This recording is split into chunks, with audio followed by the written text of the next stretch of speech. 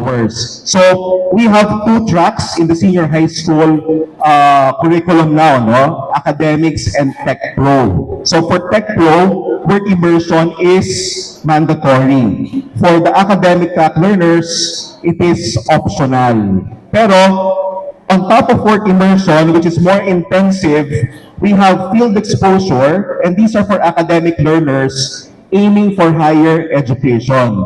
There's also arts apprenticeship, which is 160 hours offered during the second term, but these are for academic learners who are inclined and very interested to pursue careers in the arts. So, ang placement nila more on the creative industry. So, if there are companies and industries here present for any of these potential pathways, you may actually talk to the respective schools within your localities, within your divisions, and explore work immersion partnerships.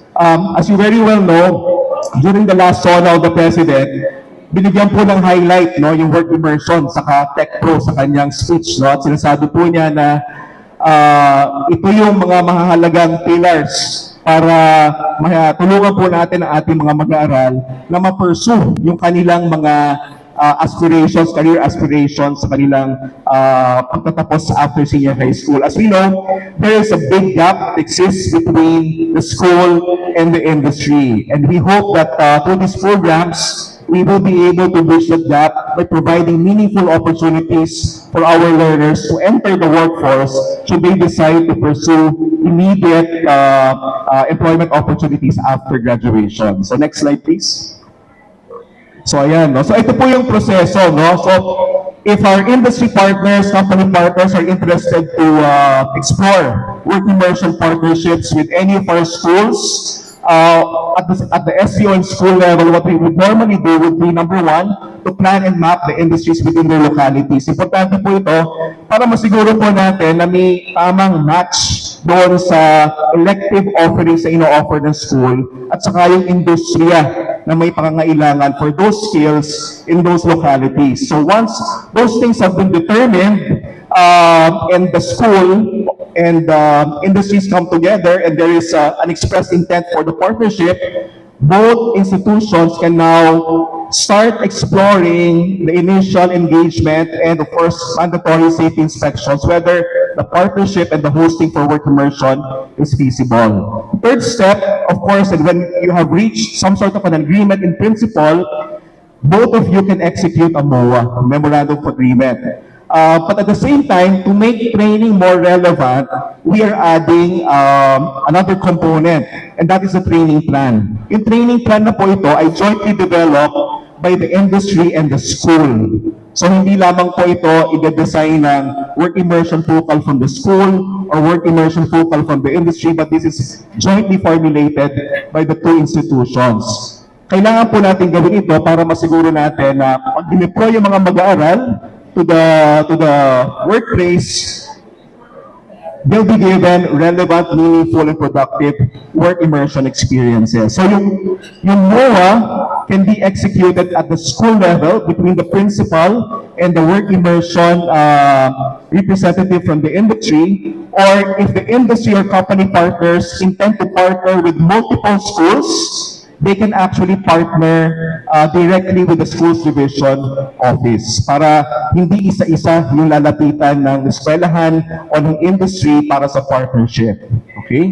The number four, before deploying our learners to the companies and industries, there's going to be a series of pre-deployment orientations to be conducted by the school, for our learners, parents, and of course our partners. This is to make sure that everyone has a common understanding of what is to expect during deployment.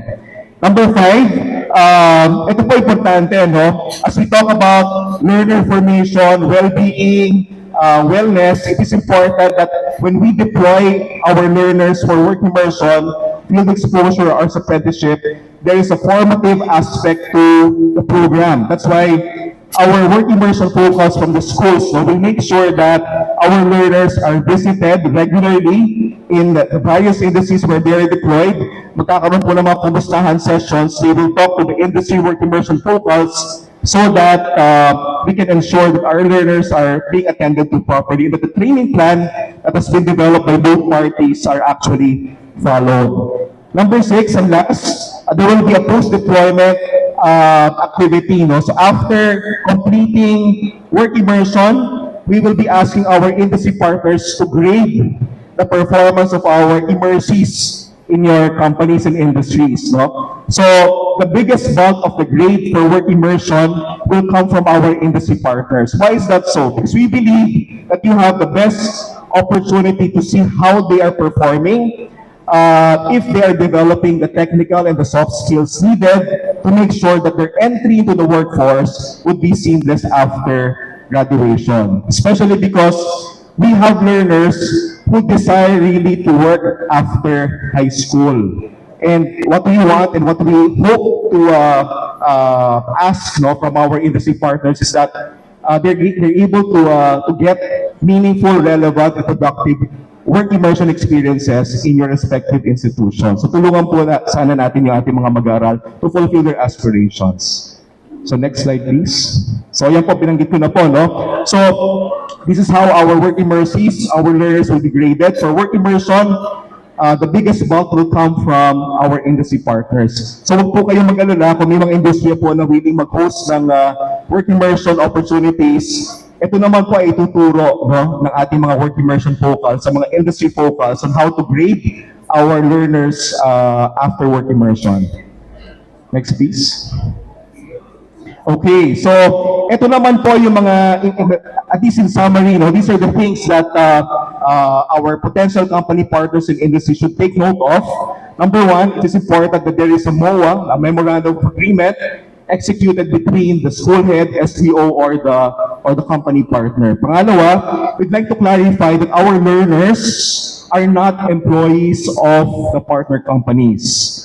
Hopefully, after completing the work immersion and after they graduate, our company partners will be interested to hire them, especially if they're able to exhibit the skills and competencies necessary to fulfill or to fill in those gaps in your workplace. And of course, this is very important, no, that DepEd ensures that every child is protected by its child protection policies, no? Because of course the workplace is a very, very different environment compared to the school. So on the other side, if you wish to partner with us, these are the minimum criteria for partnership. No? So first, we need to ensure that we have properly mapped your industries within the locality of the schools. You should have a valid business permit, the capacity to provide technical training, the work environment should be safe and conducive.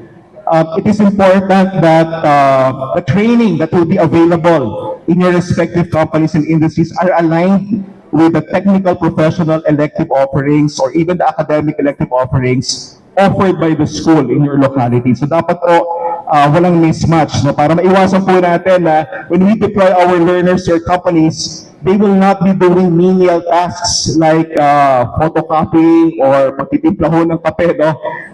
They can actually do real-world tasks under the guidance and supervision of industry focals. And last but not the least, really the commitment to mentor our learners, no? and provide them meaningful immersion experiences.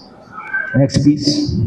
Okay, siguro, hindi ko na po isa-isayin to, no? But the essence of this gathering is really to encourage you to partner with us, particularly for the senior high school work immersion programs, to be able to avail of these incentives, no, under the Adopt a School program. And of course, in partnership now with TESDA, yung EBET law, no? And our policy guidelines, which will be released very, very soon, actually contain all these clauses and all these provisions to properly guide our schools and industry partners for this purpose.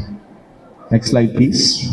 Okay, so siguro po at this point, I would like to introduce our senior high school work immersion focal, the person who will be responsible in coordinating, no, all our efforts for work immersion from Luzon to Mindanao. Recently, we have already conducted several town hall meetings with our DepEd personnel, industry partners, and different stakeholders, to ensure that everyone has a common understanding of our work immersion guidelines. And to talk more about the other more important aspects of this policy and this invitation to partner with us, I'd like to call on our senior high school work immersion focal, Ms. Marisol Carino. So maraming salamat po sa inyo lahat.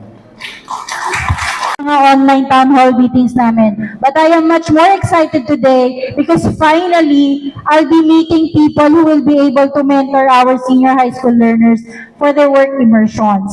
Now, our program with the ASP EPS office is to really encourage you, industry partners, to embrace our learners in your work environment or in your workplace environment. The models that we have presented earlier, the 320 as minimum and 640 would be a difficult task.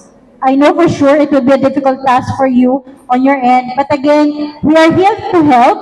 Of course, we are also asking you to help us mold, develop, and produce learners that are ready for the workforce.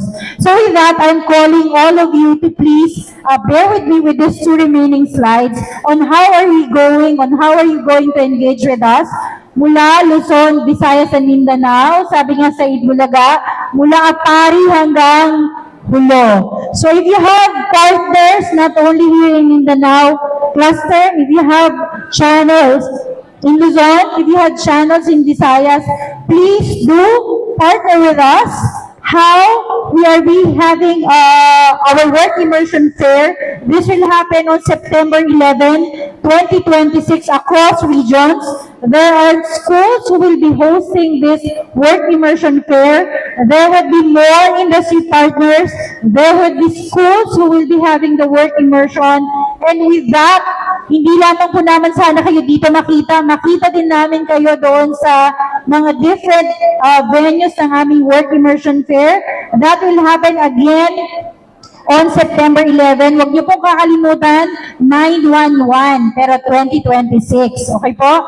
So we're also inviting our partners from CHED and TESDA to go doon sa ating mga host venues for the work immersion fair. And this would happen when? Paano kayo makakapag-access? Paano po kayo makakarating? How would you know sino yung pupuntahan? Sino yung nangangailangan? Please do click the link. Next slide. Ayan po. Be our partners. Be our work immersion partners. Please click this QR code. This will access you or bring you doon sa aming work immersion portals wherein you can register your office venue, type of industry that you are catering, how many slots can you give to DepEd particular schools. Later on po, mag-distribute din kami ng clickable QR codes per table. Doon naman po ma-access niyo yung mga host schools that will be conducting the work immersion fair. Yung work immersion fair is open to all industries that like to partner with DepEd schools for their work immersion. Technically, our work immersion is also starting na po this June, the 80 hours model. But with our pilot schools of the 320 to 640, it will be starting soon this term 2 or this October up to April of next year. So once again, please click this access for the work immersion fair portal and input po yung inyong information and details for your work immersion slot. Thank you in advance and hope to see you in our work immersion fair activities. Maraming salamat.